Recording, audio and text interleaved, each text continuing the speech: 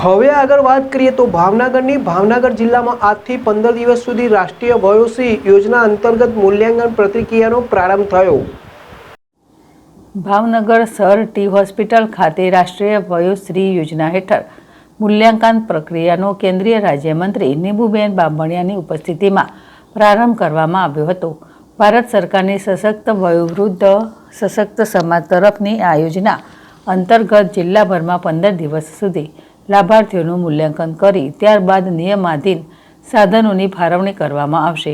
ભારત સરકાર દેશના જરૂરિયાતમંદ લાભાર્થીઓ, વયોવૃદ્ધો અને દિવ્યાંગોની મદદ માટે તત્પર છે અને વિવિધ યોજનાઓ થકી તેમને મદદ પહોંચાડી રહી છે। ત્યારે આજથી 15 દિવસ સુધી ભાવનગર શહેર ઉપરાંત જિલ્લાના વિવિધ સ્તરો પર એલ્મિકોના સહયોગથી મૂલ્યાંકન પ્રક્રિયાનો પ્રારંભ કરવામાં આવ્યો હતો।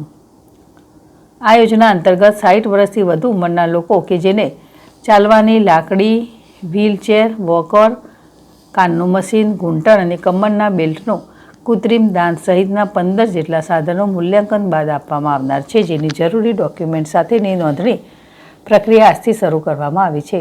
સાથે સાથે જરૂરિયાતમંદ વૃદ્ધોને પેન્શન અને આયુષ્યમાન કાર્ડ અંગેની કામગીરી હાથ ધરવામાં આવી છે। આ કાર્યક્રમમાં કેન્દ્રીય રાજ્યમંત્રી નીમુબેનની સાથે આરોગ્ય અધિકારીની ટીમ ઉપરાંત કમિશનર, એસપી, મેયર સહિતના પદાધિકારીઓ, સંગઠનના હોદ્દેદારો જોડાયા હતા।